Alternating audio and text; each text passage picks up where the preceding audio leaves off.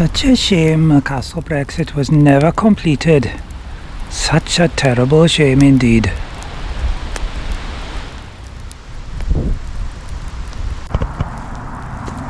Yes, so we pick up our story after King Maurice has fled, escaped in disgrace. A shame to show his face again in Brexit because of the terrible mess he'd left behind.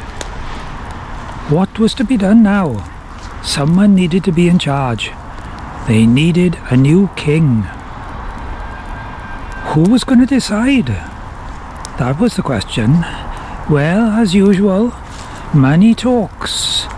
And it was the rich elders of the village of Brexit, who made the choice.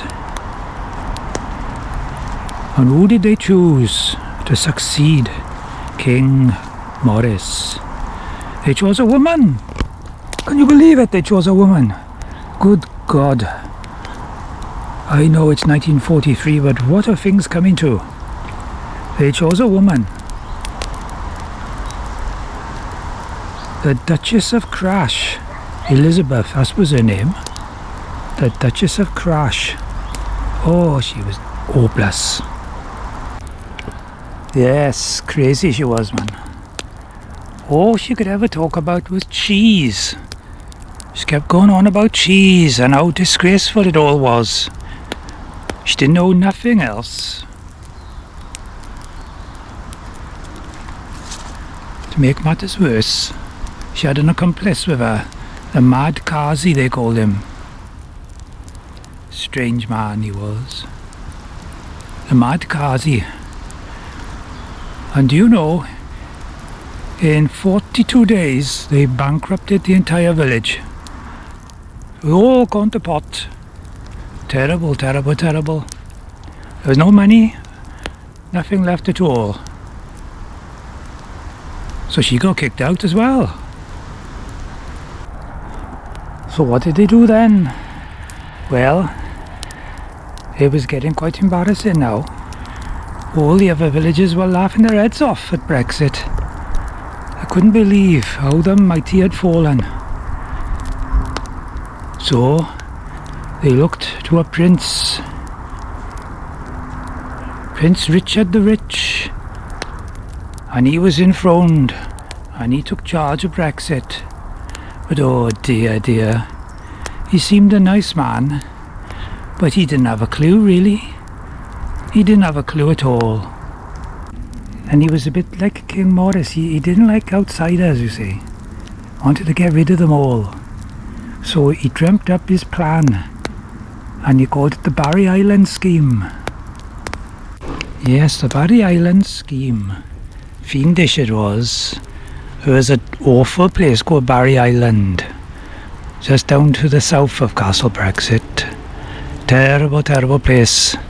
People used to get sent there, you know, if they'd been caught stealing sheep or doing other things to them.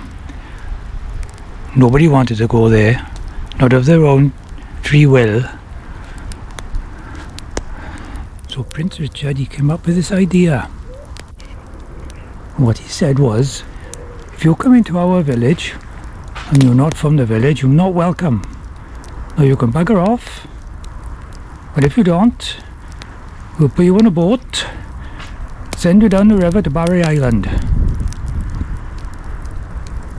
Now a lot of people said it was inhumane, but he wouldn't listen because he was so vain, you see. He was so desperate to stay in charge. Desperate he was. And all the time, dark forces were marshalling against him in the background, plotting, trying to overthrow him, undermine him at every opportunity. Until one day, eventually, he'd had enough, and he said to them, "All right, boys, you win. I tell you what, let's have a vote.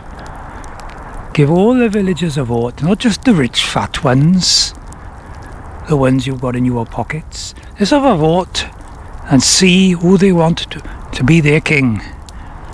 Do they still want me, or do they want someone else?" And of course they had to agree to that, because Well, it would have looked very bad if they didn't. But all these plotters, and one of the main ones was a guy called Norman de Barrage, or Norman Barrage as he was normally known, you know. Oh, he was grinning like a Cheshire cat all the time. That's all he could ever do, was grin like a cat and drink beer. And so he started going round all the pubs and inns in Brexit, plying people with drink. Oh, he was a man of the people, all right, was Norman Barrage. And he fooled them all, see? Fooled them all. They all got took in by his blarney. The inevitable happened, of course. Prince Richard, he lost the election. Oh dear, dear, dear, dear. What a day that was in Brexit. Oh, it was a very sad affair, indeed to goodness. The story of Brexit. Once a happy place. People used to get along, you know. You didn't have to wait too long to have someone to come and look at your feet or pull a tooth. But it all descended into chaos and misery, really. All these different people taking charge, trying to sort it out, and none of them really knew what they were doing, see? You know, King Maurice, he was only interested in himself and increasing the population, if you know what I mean. He done alright though in the end, travelling around all the different counties, doing talks and things. Oh yes, he did alright for himself. And that awful woman too. The Duchess of Crash. Oh, she lived up to her name. Oh bless. The only thing she could talk about with any kind of authority was cheese. And then Prince Richard the Rich, well, you don't have to worry about him. After all, he had more money than the Archbishop of wherever it was. He done alright. They all done alright in the end. See, that's the nature of things. People like that, they always get on. No matter how bad they are, no matter how awful they do and the terrible things they say, they always get on. Unfortunately, that's the way of life, I'm afraid.